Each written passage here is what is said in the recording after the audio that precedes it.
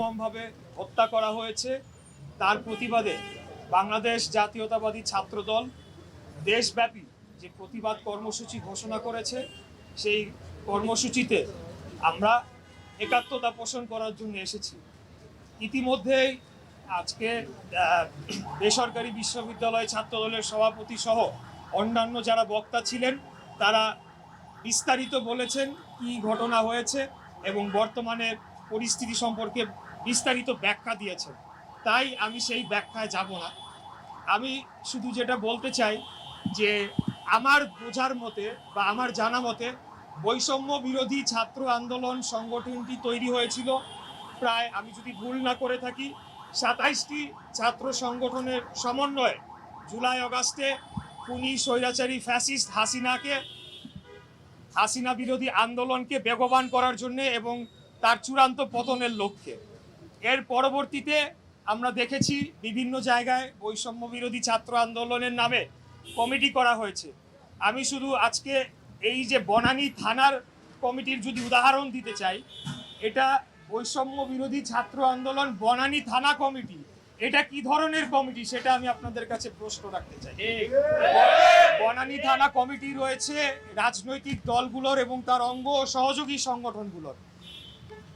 মানে বিপ্লব হয়ে যাওয়ার পর, হাসিনা পালিয়ে যাওয়ার পর কি কারণে এখন থানা ভিত্তিক কমিটি করা হচ্ছে? আমি এর আগেও অন্যান্য জায়গায় দেখেছি টার্মিনাল ভিত্তিক কমিটি করা হয়েছে, বিভিন্ন মার্কেট ভিত্তিক কমিটি করা হয়েছে এবং আমরা বহু ভুরি উদাহরণ দিতে পারবো যে বৈষম্য বিরোধী ছাত্র আন্দোলন অথবা বৈষম্য বিরোধী এই শব্দটিকে ব্যবহার করে দেশব্যাপী বিভিন্ন জায়গায় চাঁদাবাজি, বিভিন্ন জায়গায় লুটপাট, বিভিন্ন জায়গায় দখলদারি, বিভিন্ন জায়গায় মার্কেটের ইজারা দখল সহ নানা ধরনের অপকর্ম করে অর্থনৈতিকভাবে একটি গোষ্ঠী তারা লাভবান হওয়ার চেষ্টা চালিয়ে যাচ্ছে। আজকে যে ঘটনাটি ঘটেছে এখানে স্পষ্টতই বোঝা যায় যে ছাত্র দলের উপরে একটি আক্রোশের বশে ছাত্রদলের মেধাবী ছাত্র তাকে এইভাবে বিনা ছোট একটি কারণে, এমন কোনো বড় কোনো বিষয় নয়, ছোট একটি কারণে তার উপরে শুধু হামলা করা হয় না, তাকে ছুরিকাঘাত করে তাকে হত্যা করা হয়েছে। তার কারণ আমরা লক্ষ্য করেছি যে 5ই আগস্টের পর থেকে বাংলাদেশ জাতীয়তাবাদী ছাত্র দলের উপর সারা দেশব্যাপী বিভিন্ন ক্যাম্পাসে এক এক সময় এক এক নাম, কোনো সময় বৈষম্য বিরোধী, কোনো সময় সাধারণ ছাত্র, কোনো সময় আরেক রাজনৈতিক দলের ছাত্র সংগঠনের পরিচয়ে আমাদের ছাত্রদের উপরে হামলা করা হচ্ছে। তাদের রাজনৈতিক কর্মকাণ্ড, স্বাভাবিক রাজনৈতিক কর্মকাণ্ডকে বাধাগ্রস্ত করা হচ্ছে, অথচ তারা কিন্তু নিজেরা তলে তলে তাদের কর্মকাণ্ড করে চলেছে। অতএব আমি বলবো যে এই ধরনের কর্মকাণ্ডের মাধ্যমে বৈষম্য বিরোধী ছাত্র আন্দোলন যে সম্মানের জায়গায় ছিল আমাদের জনগণের কাছে, সেটিকে ক্ষুণ্ণ করা হয়েছে, সেটাকে সম্মানহানি করা হয়েছে। এবং আমি যেটা বুঝি এবং আমি যেটা বিশ্বাস করি, এই বৈষম্য বিরোধী ছাত্র আন্দোলনের সাথে যারাই যুক্ত ছিল হাসিনা বিরোধী আন্দোলনের সময়, তার 99% তারা সরে গিয়েছে, তারা যার যার শিক্ষা প্রতিষ্ঠানে তাদের শিক্ষার কার্যক্রমে তারা যোগদান করেছে। অতএব এখন কারা এই বৈষম্য বিরোধী ছাত্র আন্দোলন ব্যানারটিকে ব্যবহার করছে সেটা একটা প্রশ্নের সম্মুখীন হয়ে দাঁড়িয়েছে।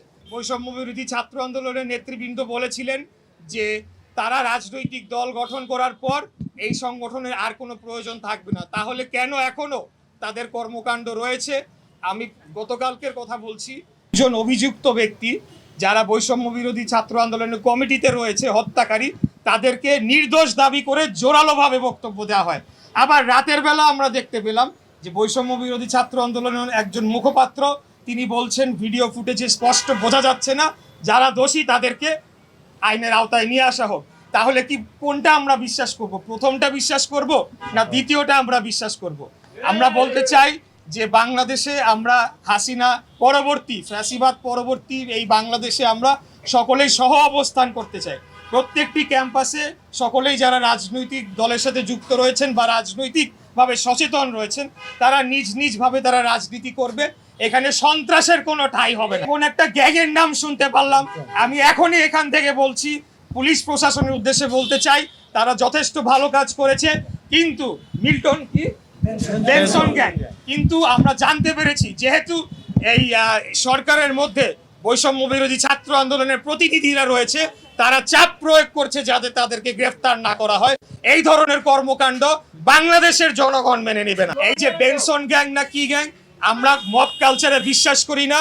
বাংলাদেশ জাতীয়তাবাদী দল এবং বাংলাদেশ জাতীয়তাবাদী ছাত্র দল আমরা গণতান্ত্রিক রাজনৈতিক পন্থায় বিশ্বাস করি, আমরা আইনের শাসনে বিশ্বাস করি। আমরা চাই দেশের প্রত্যেকটি স্তরে আইনের শাসন নিশ্চিত করা হোক। অতএব আইন শৃঙ্খলা রক্ষাকারী বাহিনীর দায়িত্ব এদেরকে খুঁজে বের করে আইনের আওতায় নিয়ে আসা। আমরা চাই না জনগণকে সাথে নিয়ে এখন আমরা এইসব গ্যাং খুঁজে বের করে তাদেরকে দাঁত ভাঙা জবাব দেওয়ার জন্য তাদেরকে যারা রক্ষা করার চেষ্টা করবে, আইন শৃঙ্খলা রক্ষাকারী বাহিনীকে যারা বাধাগ্রস্ত করার চেষ্টা করবে, তাদেরকে বলবো অন্তর্বর্তীকালীন সরকারের সময়ের জন্য এসেছে, বিশেষ দায়িত্ব নিয়ে এসেছে বাংলাদেশে একটি সুষ্ঠু, সঠিক, অবাধ, নিরপেক্ষ, গ্রহণযোগ্য নির্বাচনের মাধ্যমে জনগণের সরকারের কাছে ক্ষমতা হস্তান্তর করে দেওয়ার জন্য। অতএব আপনারা যদি এখন কেউ আপনাদের মধ্য থেকে ক্ষমতার অপব্যবহার করে, সমস্ত সরকারকে এবং সমস্ত ছাত্র নেতৃবৃন্দকে দায়ভার নিতে হবে। তাদেরকে আইনের আওতায় তুলে দিতে হবে, না হলে বাংলাদেশের জনগণ আপনাদেরকে এর জন্য দায়ী করবে। দিতে চাই না, কিন্তু আমরা আলটিমেটাম দিচ্ছি। আগামী 48 ঘন্টার মধ্যে এই যে দুইজনকে এখনো ধরা হয় নাই, তারা বৈষম্য বিরোধী ছাত্র আন্দোলনের কমিটিতে পাওয়া গিয়েছে, যদি না পাওয়া যায় তাহলে আমরা পরবর্তীতে আলাপ আলোচনার মাধ্যমে প্রয়োজন বোধে আরো কঠোর কর্মসূচি দিব।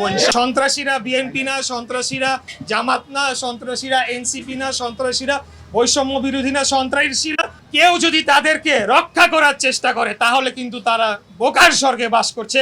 আমরা কিন্তু আজকে এমনি আমরা চলে উড়ে এসে জুড়ে বসি নাই। আমাদের দীর্ঘ আন্দোলন সংগ্রামের লড়াই করার ইতিহাস রয়েছে, এবং আমাদের ভাইদের প্রতি যদি আরেকটা আঘাত আসে তাহলে আমরা যথাযথ জবাব দেওয়ার জন্য আমরা ঢাকাবাসী প্রস্তুত রয়েছি ইনশাআল্লাহ।